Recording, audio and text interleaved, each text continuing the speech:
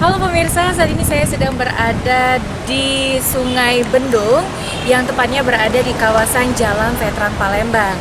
Nah, Sungai Bendung ini dahulunya terlihat kotor dan juga tidak terawat, tetapi sekarang sudah disulap menjadi sebuah kawasan yang sangat menarik sehingga banyak dikunjungi oleh masyarakat Kota Palembang.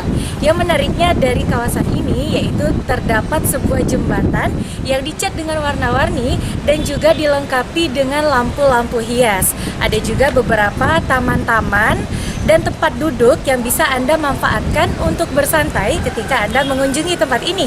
Tak kalah itu, ada juga beberapa spot foto yang menarik yang bisa Anda abadikan dan yang pastinya Instagramable ketika Anda berkunjung ke sini, apalagi ketika pada malam hari. Tiani Stilia, Amanda Lydia melaporkan.